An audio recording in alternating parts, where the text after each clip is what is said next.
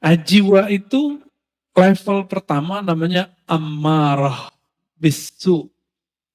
An-nafs al-ammarah bisu. Jiwa yang selalu mengajak kepada yang negatif. Enggak saya, enggak antum, sama. Mau ustadz, mau kiai, hatta wali. Apalagi cuma wali murid ya. Hatta wali Allah itu ada an-nafsnya. Al-ammarah bisu dalam dirinya. Bedanya dia bisa meredamnya. Jadi jangan dikira para wali itu selamat juga dari an-nafs. Al-ammarah dia ada dalam dirinya, namun Allah mengizinkan untuk meredamnya. Ciri-ciri an-nafs al-ammarah,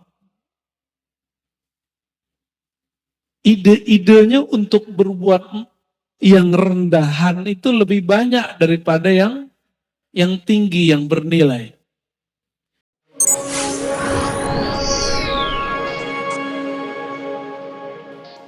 Sesungguhnya, awal agama itu adalah makrifatullah, mengenal Allah. Kita masuk ke bab mujahadatun nafs. Apa arti mujahadah? Mujahadah dari kata jahada, yujahidu, mujahadatan. Fa'ala, yufa'ilu, mufa'ala. Artinya apa? Bazlul juhd fi mukhalafatin nafs. Mengerahkan tenaga semaksimal mungkin untuk melawan kehendak-kehendak buruk dari dalam jiwa. Jam segini enaknya tidur atau ngaji. Menurut badan nih. Tapi batin Bapak maunya ngaji. Maka yang duduk sekarang itu bukanlah nafs yang ammarah.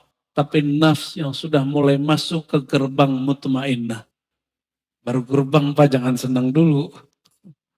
Ya, an-nafs ini jiwa kita sebagaimana sudah masyhur disebutkan dalam Al-Quran, ada yang disebut innan nafsa, sesungguhnya jiwa, ada yang apa? Ammarah, bukan amarah. Ammarah. Ammarah bahasa Arab artinya yukthirul amra. Banyak nyuruh-nyuruh kepada apa? Bisu, dengan yang buruk-buruk. Jam 3 enaknya tahajud atau molor. Molor ya. Itu normal. Normal itu. Tapi mujahadatun nafs itu melawan sisi normal manusiawi. Menjadi di atas itu. Yang gak pernah tidur, yang gak pernah capek itu siapa? Malaikat. Malaikat itu gak pernah tidur. Maka di saat seseorang melawan rasa ngantuknya, dia sedang menghidupkan sisi malaikat dalam dirinya. Karena dalam diri kita ada karakter nuriyah, karakter malaikat.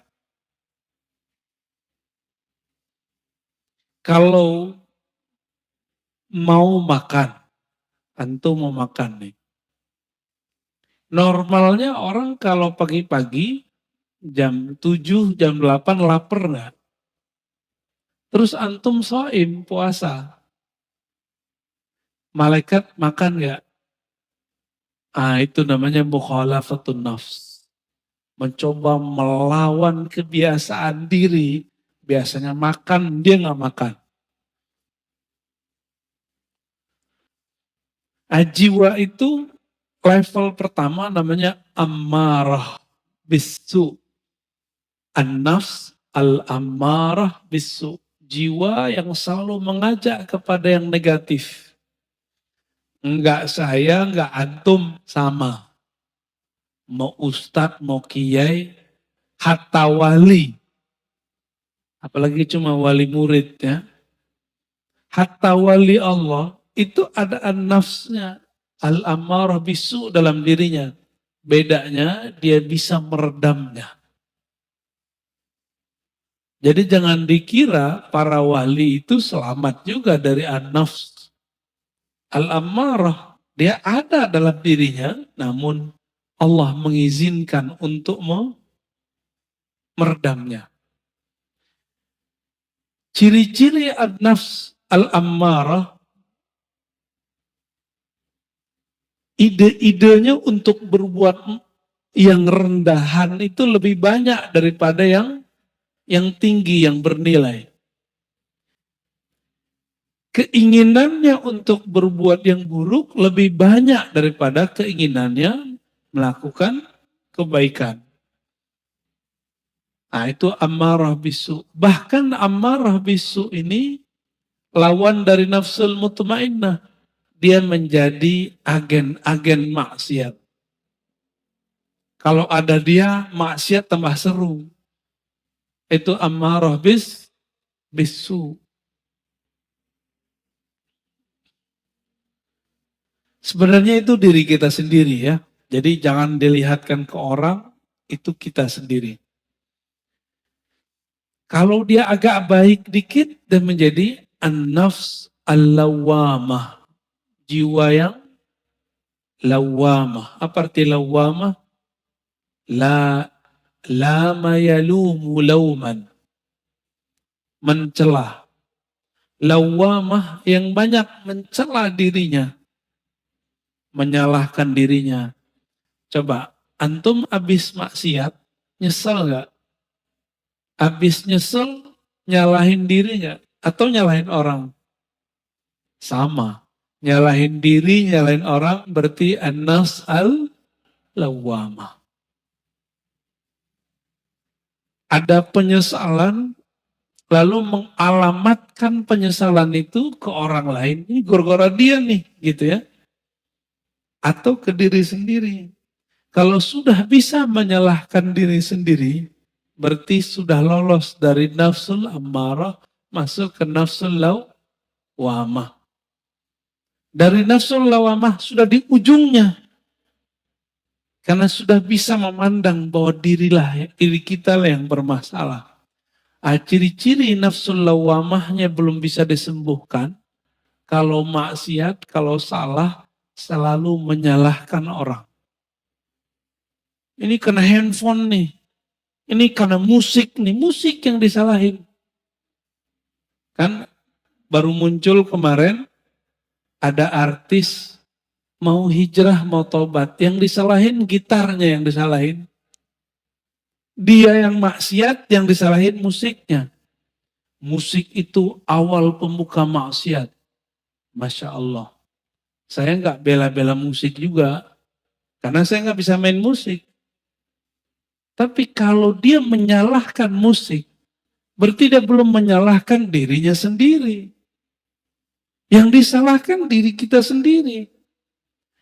Anda mau tanya sama antum, lebih berbahaya musik atau smartphone?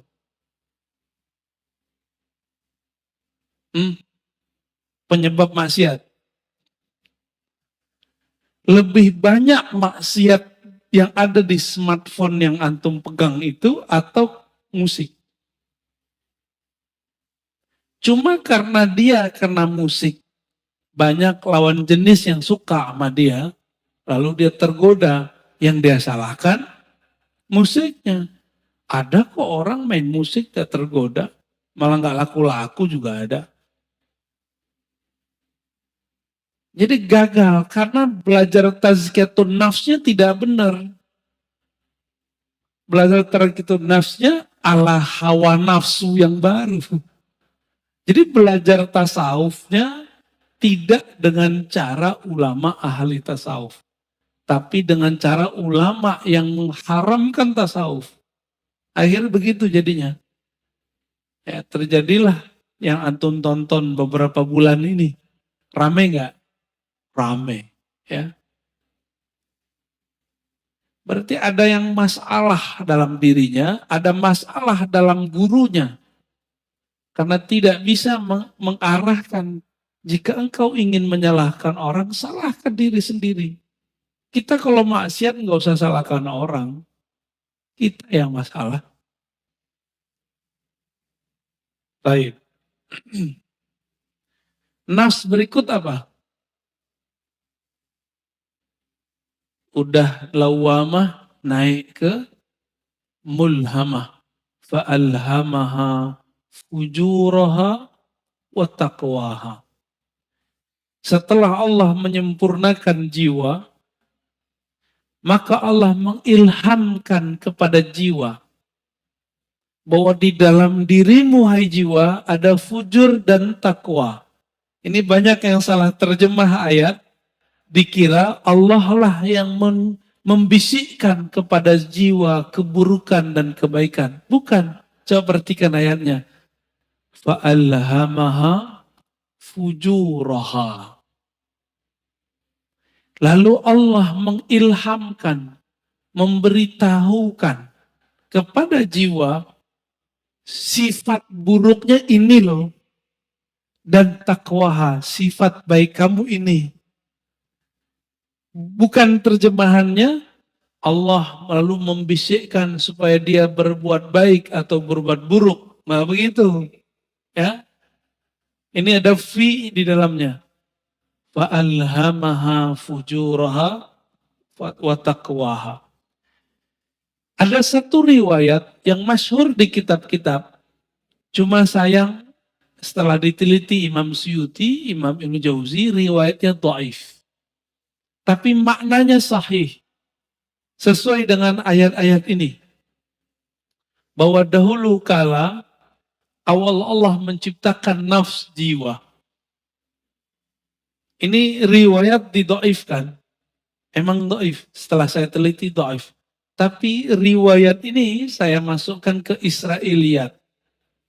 Kalau masuk ke Israiliyat kita boleh cerita. Ya. Tatkala Allah menciptakan nafs. Lamma khalaqallahu nafs. Ketika Allah menciptakan jiwa. Maka Allah bertanya.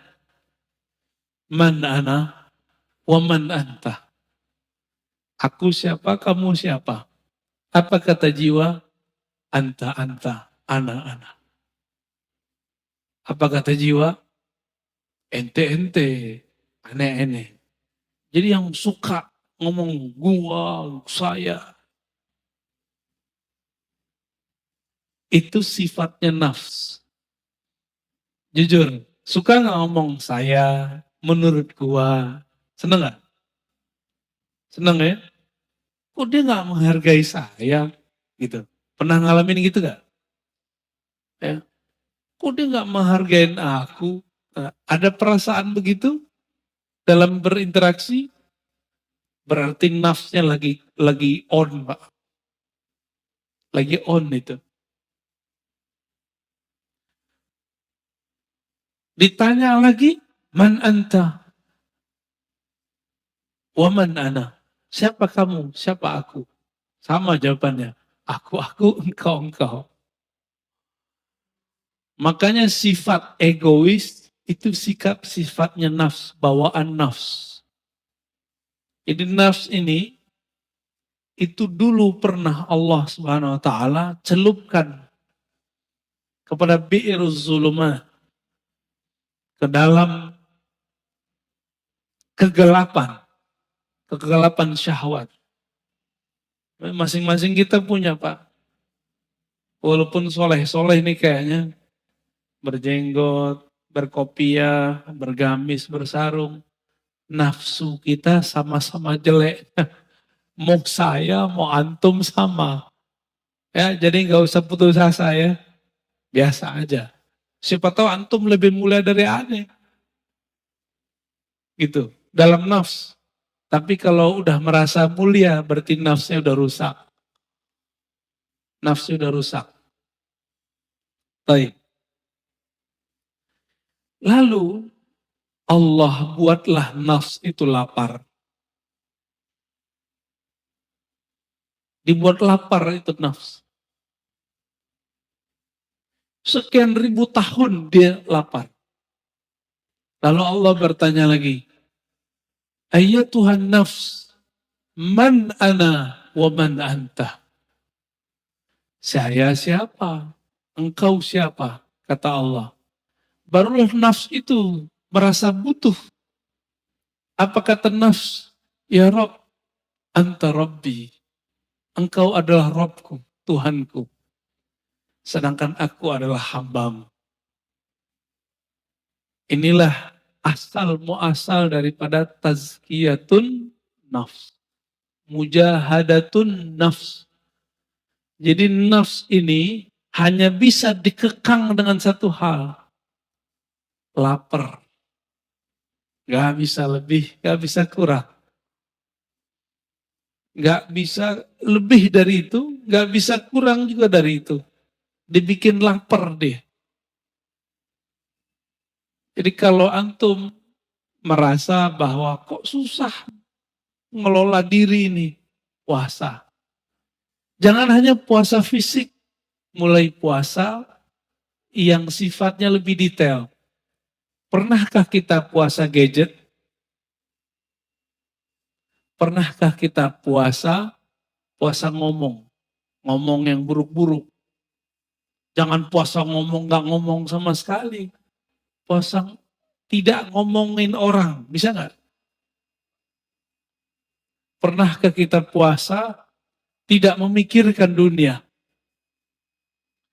Syekh Abdullah Faiz Ad-Dagestani An-Naqsyabandi itu kalau beliau terpikir dunia, beliau tobat mandi wajib. Mandi tobat. Ada orang begitu, Pak. Kalau kita baru bangun tidur ingat dunia nggak? Nyari handphone. Bener. Antum bangun tidur nggak nyebut nama Allah.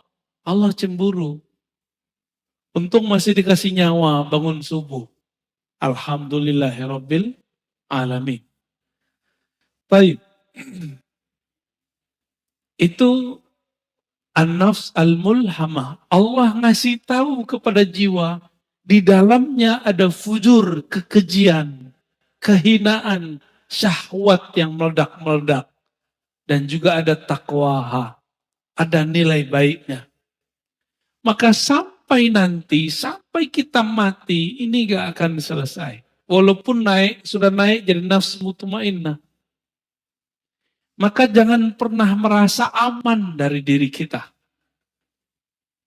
Saya nggak pernah merasa diri saya aman. Apalagi udah sok-sok suci. Doain orang lupa doain diri sendiri. Aku doakan kalian husnul khotimah. Dia lupa sama dirinya sendiri. Baru tobat dari musik, udah sok menggurui orang lain. Dia belum tobat daripada egonya. Baru hijrah beberapa bulan, udah berani menggurui orang lain. Lupa menggurui dirinya. Lalu melihat orang lain yang melakukan hal masa lalu dia dengan pandangan hina. Kita agak sedih dengan orang-orang begini. Ya. Sedih dengan diri kita sendiri. Kok kita mau juga nonton orang begitu? Ya. Baik. Inilah gerbang mulhamah. Jika dia sudah mengenal sisi buruknya dan juga mengenal sisi baiknya. Kira-kira kalau orang berakal ngikutin yang mana? Karena dia sudah tahu di dalam dirinya ada sisi buruk, dia tidak menyesali putus asa kalau terjebak pada maksiat. Emang dari sononya udah begitu? Fa'alhamaha fujuraha wa taqwaha. Memang karakternya nafs ini begitu. Dia mengikuti yang rendah-rendah, fujur. Ada yang halal, maunya yang haram. Emang begitu kita.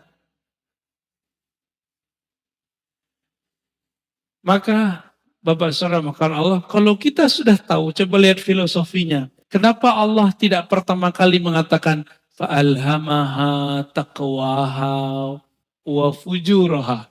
Tapi yang dimulai apa? Fujur dulu baru takwa. Walaupun secara bahasa Arab, wow itu artinya setara, tapi secara makna, apa kata Imam Syafi'i? Ibda bima bada'ahu Allah. Imam Syafi'i itu kalau ketemu ayat, susunan, maka beliau mengatakan, mulailah memperhatikan dari mana Allah memulai. Itulah rahasianya. Bahwa orang itu pasti muncul dulu fujurnya, kekejiannya. Jangan-jangan saya lebih keji daripada antum kan? Kan nggak tahu juga. Jangan-jangan yang berbicara ini lebih hina daripada yang mendengarkan. Tapi jangan putus asa. Allah itu ngasih tahu bahwa diri kita hina. Kalau kita terjebak, jangan putus asa. Kita punya sisi yang takwa. Disebut tobat. Gitu. Maka orang-orang yang bertobat dari masa lalunya, dengan menyalahkan dirinya sendiri, tidak menyalahkan orang lain.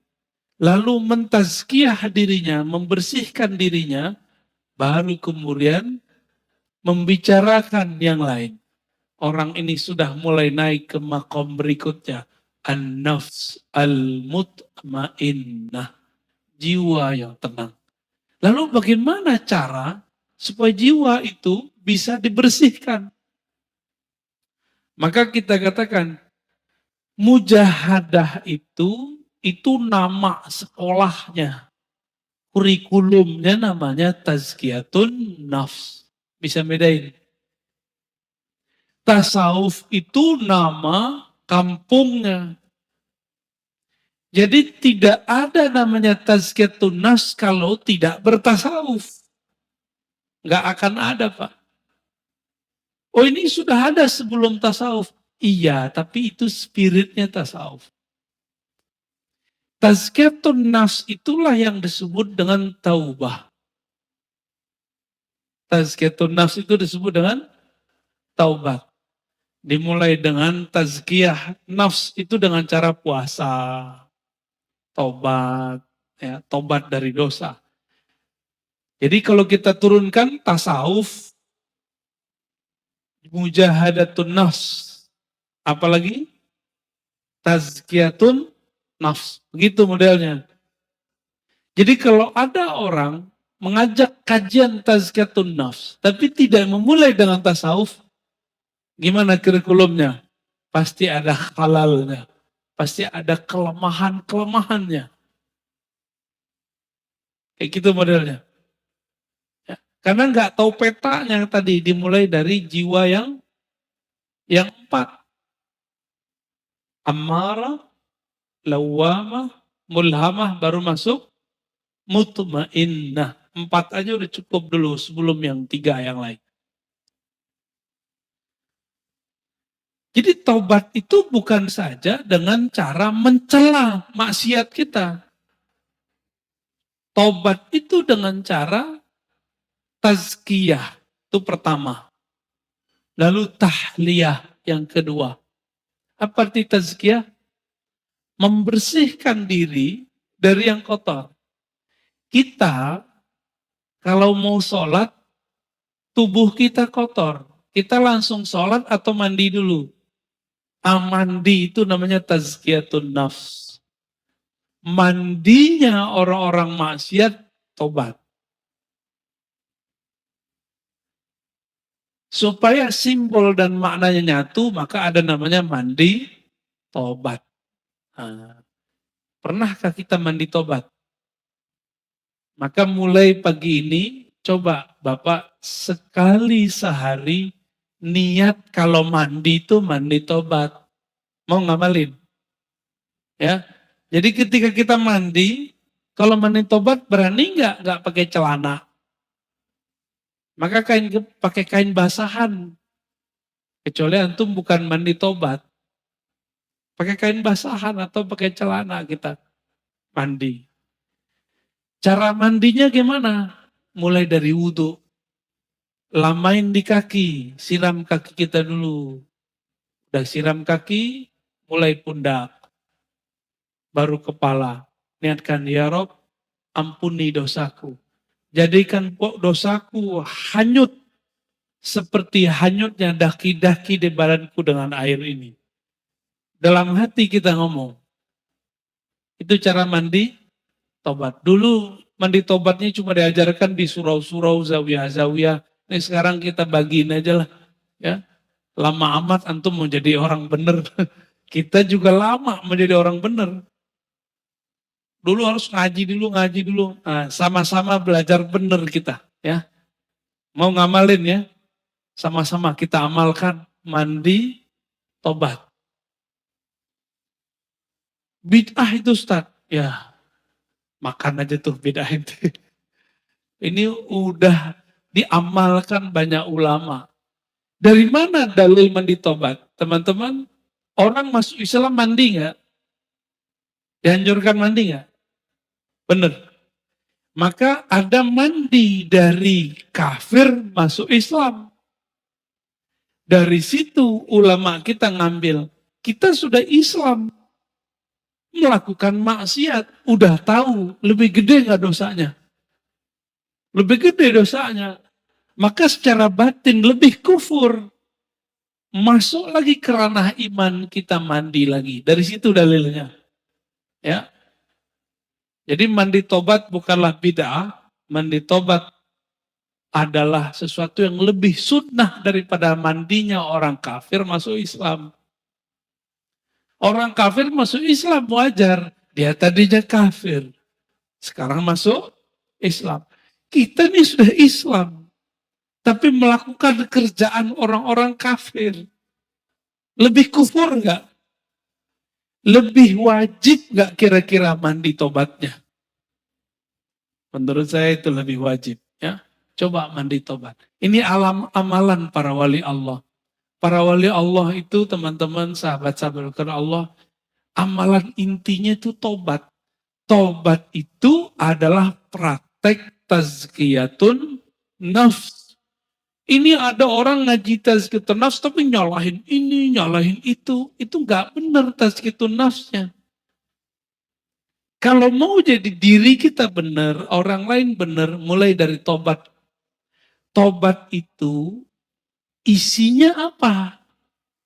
Muhasabatun nafs wa nadmuha. Menghitung-hitung kesalahan diri, lalu menyesalinya. Maka Nabi berkata, an-nadamu taubah. Hadis sahih. Yang disebut tobat itu kamu menyesali. Bagaimana mungkin menyesalinya kalau tidak pernah menghitung kesalahan diri sendiri?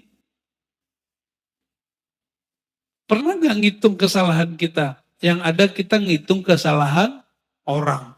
Kesalahan gitar, kesalahan musik. Musik lagi yang disalahin. Orang teman lagi yang disalahin. Itu di luar nggak ada minum khamar. Itu tua, kalau nggak diminum, nggak masalah kan? Masalahnya antum minum itu aja. Baik. Tasawuf, dalamnya apa? Mujahadatun nafs. Dalamnya lagi apa? Tazkiyatun nafs. Inti tazkiyatun nafs apa? Taubat. Ciri-ciri orang tobat, dia suka mencari kesalahan dirinya sendiri. Bukan kesalahan orang lain, apalagi kesalahan kelompok lain. Paham? Apalagi kesalahan torikot lain, manhaj lain.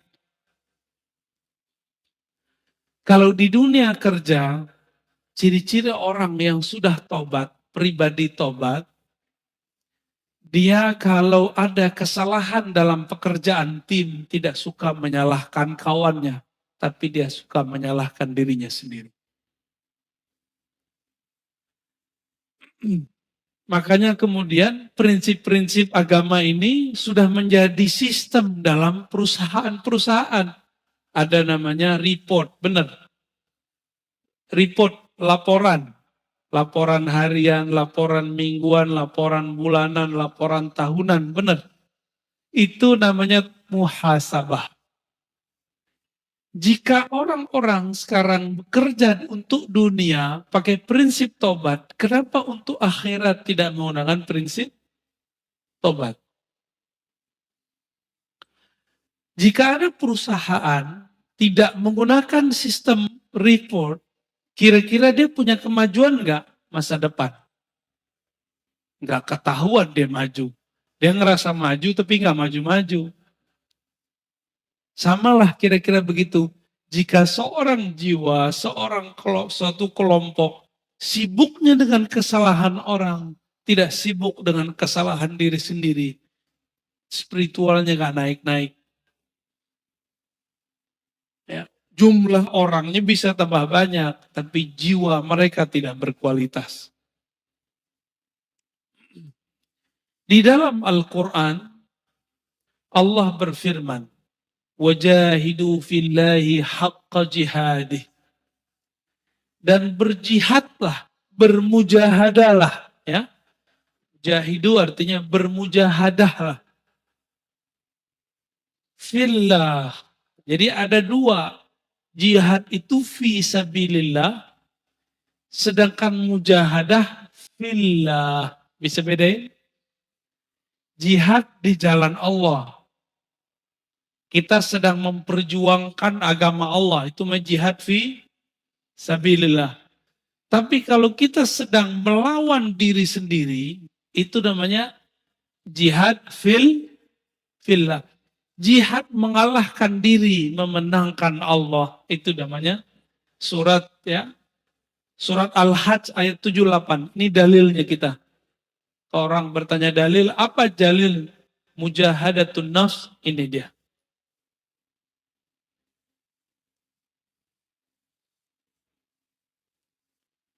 Dan dalam surah Al-Ankabut ayat 69, Allah berfirman, "Walladzina jahadu fina lanahdiyannahum subulana."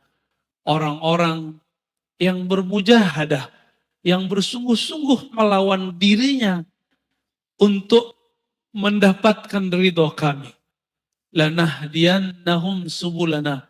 La di situ bukan la tidak, tapi sungguh. Sungguh ada nun taukid di belakangnya. Sungguh aku akan bukakan jalanku, akan tunjukkan subulana. Maka teman-teman, jalannya mujahadah itu banyak. Kalimatnya di sini subul. Apa arti subul?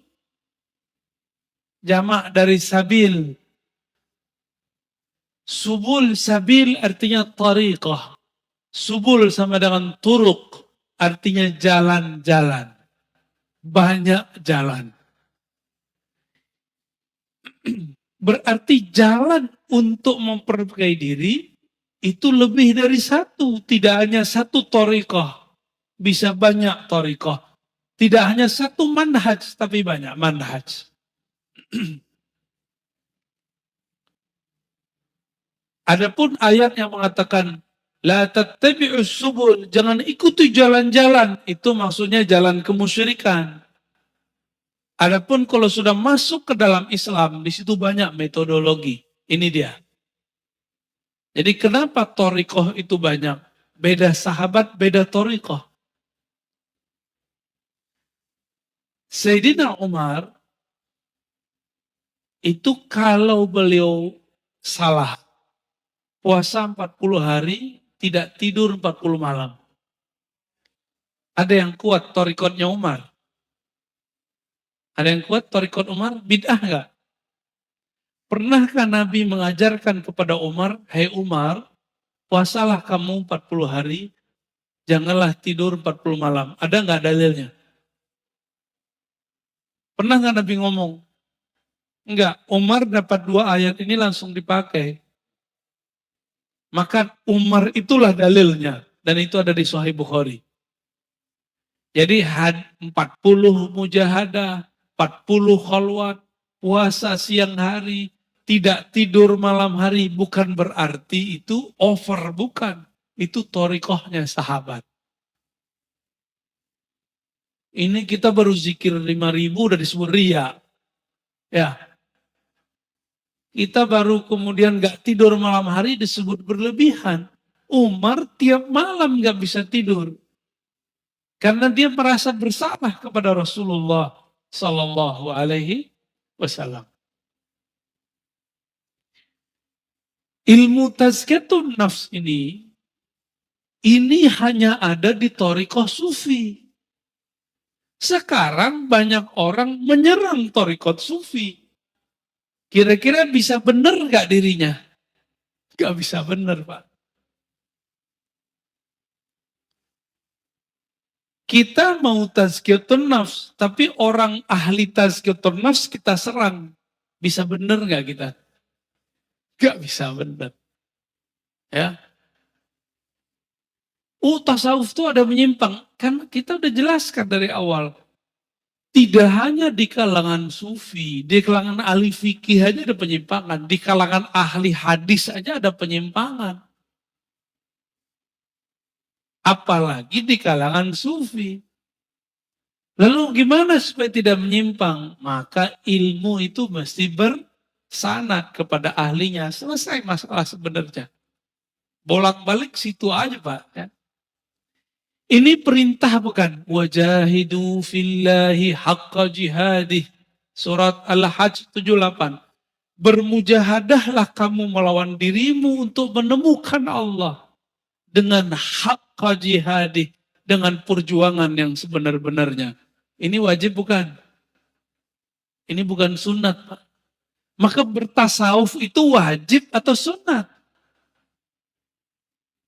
Tidak ada tasawuf tanpa mujahadah. Tidak ada mujahadah tanpa tazkiyatun nafs. Itu namanya tasawuf. Berarti tasawuf wajib atau bukan? Wajib gak? Jadi jangan ngomong lagi tasawuf itu sunat. Bertasawuf itu wajib. Dalilnya ini ayatnya. Ma la yutimmul wajib illa bihi fahuwa wajib. Sesuatu kewajiban ya nggak bisa kita capai kecuali dengan satu metode atau sekian metode. Maka metode ini wajib ditempuh, wajib dipilih. Ini yang disebut dengan subulana, jalan-jalan kami. Ya, sudah mulai paham? Tapi biasa, mungkinkah Allah membiarkan jalan suci ini aman? Gak mungkin. Maka Allah titipkanlah ya ujian bagi orang-orang yang sedang bermujahadah di jalan tasawuf supaya mereka meragukan tasawuf. Ragunya lewat ustadz juga karena ustadznya ngomong pakai dalil juga bahwa tasawuf itu bid'ah. Tasawuf itu dari Buddha. Tasawuf itu dari Brahmana. Tasawuf itu dari Kristen. Yang ngomong begitu kan orientalis. Giliran orientalis ngomong ente percaya. Giliran kita yang muslim ngomong ente nggak percaya. Yang paling lucu musim maulid ini mau maulid. Ya. Benar mau maulid. Yang bilang maulid pertama kali dibuat orang Syiah kan orang Syiah. Salafi mengkafirkan Syiah. Tapi giliran informasi tentang maulid ini mereka ambil. Mereka percaya kepada orang kafir bahwa maulid ini dari Syiah. Padahal kita Ahlus Sunnah itu juga punya data sendiri. Bahwa maulid itu bukan dari Syiah. Bukan dari Yesus. Ini yang paling lucu. Selevel Syekh Soleh Fauzan, Imam Salafi sekarang di Saudi, itu menganggap maulid Nabi itu sama dengan memperingati kelahiran Yesus. Nyambung nggak? Ada nggak antum yang memahami maulid Rasul Sallallahu Alaihi Wasallam itu sama dengan kelahiran Tuhan? Ada nggak? Nggak ada kita yang begitu. Itu ilmu namanya ilmu su'uzon. Jadi manhaj mereka itu kita ganti istilahnya. Manhaj su'uzoniyah. Ya. Bukan manhaj salafiyah. Su'uzon tiap tahun dijawab nggak aja puas. Tahun lalu kita udah bales. Ini mau mulai lagi nih. Siap-siap ntar ya bulan maulid. Ini so far tadi ya. Oh bulan maulid terame lagi. Jangan antum kira kita jawab sekarang, nanti mereka adem lagi, enggak. Tahun depan lebih gawat lagi. Tahun berikutnya lebih gawat lagi. Apa kata Syekh Soleh Fauzan? Aneh masih mending bilang dia Syekh ya. Mereka udah nggak bilang kita Ustadz, Buya, Kiai. Nggak masalah. Kita nggak mau dianggap sama mereka. Kita mau dinilai oleh Allah Subhanahu wa Ta'ala. Apa kata dia? Ini tasyabuh dengan orang-orang Masihi, orang Kristiani. Kalau tasyabuh menyerupai orang Kristen itu dalam akidah kita kan kafir. Kafir dong pelaku maulid. Maka kalau baca ayat Qul ya ayyuhal kafirun, itu isinya orang-orang maulid ya. Nauzubillah min dzalik. Membawa ayat suka-suka. Dan kebetulan kebenaran pelaku maulid kebanyakan orang-orang tarekat sufi. Orang Betawi itu dulu gurunya sufi, Pak. Makanya di kampung-kampung Betawi nggak ada namanya bulan sari bulan maulid sama Ramadan, dua aja. Tiap bulan ada maulid, bener nggak? Tiap bulan ada barzanjian, tiap bulan ada dibaan, tiap bulan baca syaraful anam. Karena setiap hari Senin mereka mengingat ada kelahiran Nabi Sallallahu Alaihi Wasallam. Dianggap itu Syiah. Ya. Allahumma sholli ala Muhammad.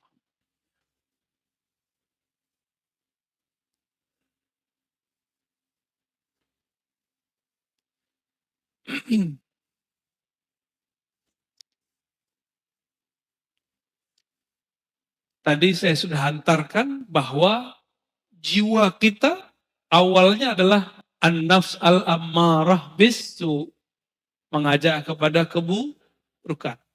Tapi karakter jiwa qabiliyatun litaghyir. Jiwa ini bisa dilatih. Allah tadi melatih jiwa pakai apa? Pakai puasa, benar. Maka coba antum latih jiwanya dengan puasa. Masalahnya orang kayak kita ini mau coba latih diri sendiri, sukses nggak? Antum mau coba-coba latihan sendiri, sukses nggak? Orang mau nulis aja harus ada gurunya. Hebat amat antum ketika mau melatih diri sendiri tapi tidak punya guru. Siapa kita? Ada yang lebih tinggi dari Imam Ghazali di sini. Imam Ghazali butuh guru nggak? Berguru dia kepada Abu Ali Al-Farmadi. Imam Nawawi berguru nggak? Berguru. Imam Subuki berguru ke Imam Athaillah Sakandari. Ibn Athaillah Sakandari pengarang hikam berguru kepada Imam Al-Mursi. Imam Al-Mursi orang alim panjang umurnya, sahibul mukasyafah, berguru kepada Abul Hasan Syazili. Abul Hasan Syazili berguru kepada Ibnu Mashis. Begitu mereka. Muhammad Bahauddin Syah Naqsyaban berguru kepada gurunya Mir Kulal. Mir Kulal berguru kepada Baba Samasi. Hatta Syekh Abdul Qadir Jilani berguru kepada Hamad Ad-Dabbas. Gak ada yang gak berguru. Antum aja yang sok-sok hebat gak berguru. Ya, hebat amat ente gak berguru. Buat torikot sendiri ya. Ya, buat manjat sendiri ya silakan. Man la syaikha lahu la yuflih abadan. Siapa yang tidak berguru tidak akan pernah sukses selamanya. Siapa yang belajar bahasa Inggris nggak berguru nggak akan sukses berbahasa Inggris. Siapa yang tidak berguru untuk bahasa langit, dia tidak akan bisa berbicara dengan bahasa langit. Itu bahasanya ya. Horornya kira-kira begitu. Malaikat itu kan makhluk langit. Jika karakter mereka mau kita pinjam, maka ini bahasa-bahasa mereka kita harus pahami. Bahasanya bukan bahasa mulut. Ya. Maka wajib seseorang itu berguru bertarekat. ketika mau tazkiyatun nafs. Nggak bisa pengajian kita begini Bapak. Ini cukup untuk keilmuannya. Setelah diilmui, baru masuk kepada prakteknya.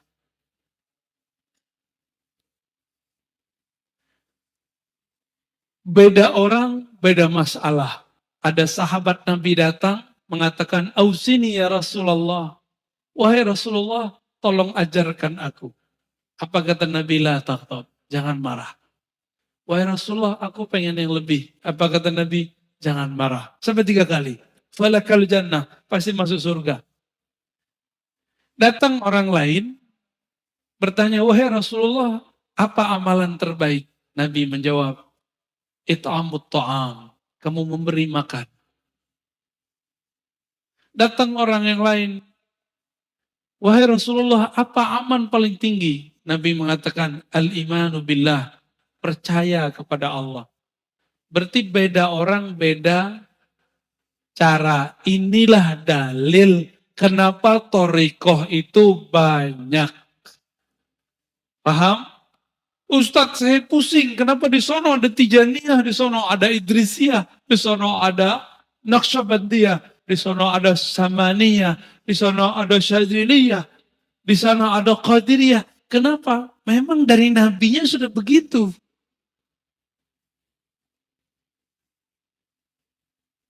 Antara Sayyidah Aisyah beda thariqah dengan Sayyidah Juwairiyah dan Safiyah. Sayyidah Aisyah, thariqatnya thariqat ma'rifat, ngaji. Sayyidah Safiyah, thariqatnya thariqat zikir. Makanya Sayyidah Safiyah dan Juwairiyah, dia punya biji-biji 4.000. Dan Nabi tidak pernah membid'ahkannya. Nabi cuma melihat orang ini istrinya sudah naik makom. Maka ada zikir yang ngitung, ada zikir tanpa menghitung. Enggak seperti kelompok sebelah bilang, ini menghitung bid'ah. Enggak ada di lafaz hadisnya bid'ah. Malah Nabi biarin itu ya. Sedangkan Sayyidah Aisyah, thariqahnya ngaji. Maka Aisyah itu kalau di rumah debat mulu. Debat sama Nabi. Masa sih Rasulullah terturun lagi ayat. Jadi karena Aisyah tuh banyak ilmu turun.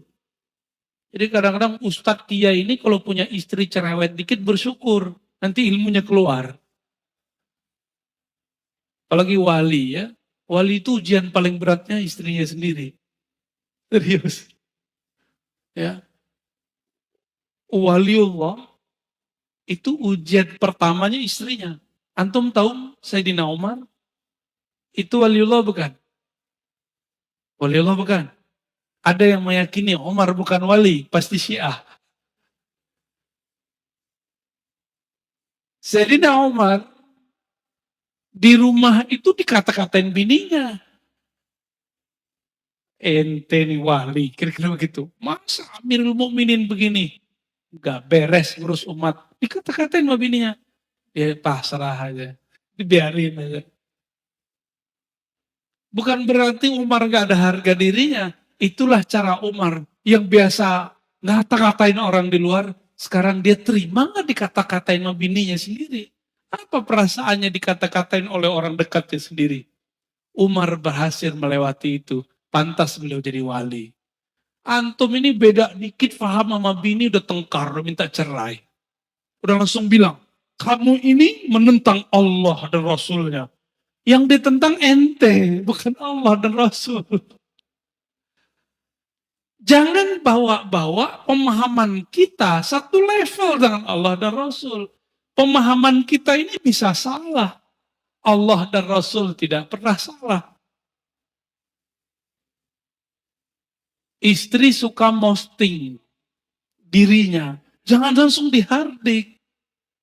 Pelan-pelan, dek. Setiap nikmat itu pasti ada yang iri. Kamu begini ntar ada iri. Urusan dia. Terlama-lama pasti ada yang ngecengin tuh cewek. Ya, istri kita tuh. Atau pasangan kita, atau adik kita, atau teman kita. Nanti dia sadar sendiri. Lama pelan-pelan aja. Kamu kalau tidak take down itu foto, video, saya jatuhkan talak 1. Gak begitu caranya. Gak begitu caranya. Allah aja pelan-pelan mendidik nafs. SP1, ya kan? Wahai nafs, wahai jiwa, aku siapa, engkau siapa. Sampai yang ketiga baru dididik, dikasih ancaman. Gak dikasih makan. Begitu caranya ya. Jadi jangan main SP aja baru ngaji berapa kali. Baru santri kilat, belum santri beneran. Udah belagu aja kayak santri ya. Antum belajar torikotnya sih bagus, antumnya nggak bagus. Jangan bawa-bawa kemurnian torikot itu menjadi standar kita. Ya. Man zayyana zahirahu bil mujahadah, hassanallahu sarairahu bil musyahadah. Guru Imam Abul Qasim Al-Kushairi, namanya Abu Ali Ad-Daqqaq. Abul Qasim Kushairi ini punya murid Abu Ali Al-Farmadi. Abu Ali Al-Farmadi punya murid namanya Ghazali. Dan Yusuf Al-Hamadani. Yusuf Al-Hamadani umurnya panjang, ilmunya sama dengan Ghazali. Yusuf Al-Hamadani punya murid namanya Imam Abdul Khalik Wujudawani, melahirkan nanti Thariqat Naqsyabandiyah di Uzbek. Di Baghdad dia punya murid Abdul Qadir Jilani. Muridnya mendirikan Thariqat Al-Qadiriyah. Makanya Qadiriyah Naqsyabandiyah ini gak boleh tengkar, Pak. Ini saudaraan. Karena syekhnya ke atas ketemu. Ya. Kakek gurunya namanya Abu Ali Ad-Daqqaq menurunkan sebuah rahasia. Kenapa kita mesti mujahadah? Man zayyana zahirahu bil mujahadah. Siapa yang menghiasi dirinya, menyibukkan dirinya yang zahir. Yang zahir ini puasa, banyak rukuk sujud, banyak tobat, banyak menempa diri jiwanya. Maka Allah akan sempurnakan, indahkan sirnya. Hassanallah sarairahu bil musyahadah. Allah akan bukakan jiwanya dengan menyingkap sesuatu tentang dirinya. Dan syukur-syukur sampai kepada musyahadah, memandang kepada nama Allah, fiil perbuatan Allah, sifat Allah. Syukur-syukur Allah tunjukkan ihsan bertemu dengannya. Maka orang-orang yang tidak sibuk mendidik dirinya karena dia tidak punya guru, orang-orang ini tidak akan pernah sampai kepada Allah. Kenapa? Mikir, ini antum kalau nggak punya guru, mandang zikir 100 aja lama. Tapi kalau punya guru, jangankan 170 ribu aja dijabanin. Coba aja kalau punya guru. Sekarang coba sebut zikir 70 ribu, kebayang berat nggak? Jangan dengan 70 ribu. Kita bilang, zikir ya pagi sore 1000, antum pasti langsung kabur. Ya, tidak boleh ikut kajian saya kecuali paginya dan sorenya zikir 1000. Pasti nggak ada yang datang. Atau doang. Ya, itu zikir. Nah, nanti ada bab setelah ini, insya Allah di bulan depan kalau umur kita panjang. Pengurus mintanya 2 kali. Tapi kalau 2 kali sayangnya nggak kuat ya. Semoga nanti ada waktu. Nanti ada bab tentang zikir. Jadi jangan langsung ke zikir. Mujahadah dulu diri baru masuk ke zikir.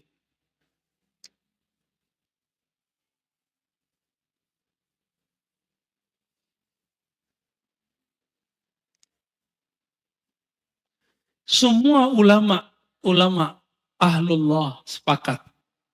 Jalan menujunya dimulai dengan mujahadatun nafs. Melawan diri sendiri. Tadi udah paham? Di dalam mujahadah ada apa? tazkiyatun nafs. Dalam tazkiyatun nafs ada apa? Taubat. Maka at-taubah bidayatut thariq ilallah. Taubat itu spirit dari tazkiyatun nafs adalah awal dari membuka jalan menuju Allah. Siapa yang tidak mulai dari jalan ini, maka dia tidak akan sampai kepada Allah. Mata tolong hati-hati hijrah. Hijrahlah fikrah dengan pemahaman yang benar. Hijrahlah mazhab dengan mazhab yang sahih. Hijrahlah thariqah. Dari thariqah nyalahin orang, serang nyalahin diri sendiri. Dari thariqah memandang aib orang, memandang aib diri sendiri. Disebutkan di kitab ini bagian terakhir yang mau kita katakan. Orang yang di dalam dirinya masih ada aib, pasti memandang orang lain dengan aib. Ini rumus. Man kana fi nafsihi aibun yara fi ghairihi aiban. Siapa yang melihat dirinya, yang tidak melihat dirinya punya aib, yang tidak sadar ada kesalahan dalam dirinya, pasti dia akan menyalahkan yang lain. Maka saya ini banyak aib, makanya saya masih sering nyerang-nyerang kelompok sebelah ya. Tapi kita, kenapa nyerang kelompok sebelah? Karena kita diserang bertubi-tubi setiap hari, setiap saat. Maka ini wajib hukumnya. Karena hukumnya difa'un nafs. Memperjuangkan pemahaman kita yang kita terima dari masyaikh yang bersanad kepada Rasulullah. Insya Allah bukanlah aib. Menurut antum, aneh ketika Rod mengkritisi kelompok sebelah yang mengkafir-kafirkan pelaku tawassul, yang membid'ahkan amalan kita, menurut antum itu sibuk dengan aib orang atau gimana? Enggak, saya tidak meniatkan itu. Saya ketika menanggapi kelompok yang menyalah-nyalahkan ulama kita, saya meniatkan untuk memperkuatkan diri kita dan jamaah kita. Ya, bukan mau cari-cari lawan. Mereka yang cari lawan. Kita dari dulu ibadah tenang-tenang aja kok ya. Maulid tenang-tenang aja, zikir tenang-tenang aja, tiba-tiba mereka datang nyalah-nyalahin. Sekarang kita ngomong membalas, mereka tuduh memfitnah. Benar gak? Berarti yang flying victim siapa? Itulah sikap psikopat ya, manhaj psikopatiyah. Nauzubillah min dzalik. Gak pernah mau salah ya. Gak pernah melihat diri ini bermasalah. Baik, cukup Ustaz. Dan teman-teman, di ujung kita katakan, tidak ada orang yang aman. Kenapa? Karena qalbu hamba baina isba'ain min asabi'ir rahman. Di antara jari-jari Allah. Kalau ini jari, kan bebas-bebas mau diapa-apain. Maka jangan pernah merasa sok suci. Ya. Setiap hari antum harus menuduh diri sendiri, bukan menuduh orang lain. Maka ciri-ciri orang yang sudah lolos tazkiyatun nafs level 1, dia sudah mulai menuduh, jangan-jangan aku nih yang masalah. Ya. Maka di akhir beliau mengatakan, apa kata beliau? Al-mujahadah aslun min usulit thariq as-sufiyah. Mujahadah itu adalah pokok ajaran sufi. Wa man haqqaqal usul nalal usul. Siapa yang membaguskan usulnya, pokoknya, dia akan tangguh cepat sampai kepada tujuannya. Wa man tarakal usul hurimal usul.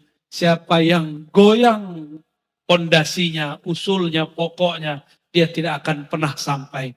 Biarlah mesin mobil kita, ya mesin lama yang penting jalan.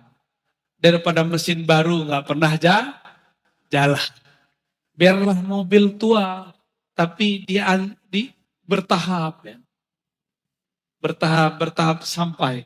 Daripada mobil bagus tidak pernah diajak berjalan. Ya. Maka tubuh ini mari diajak mujahadah.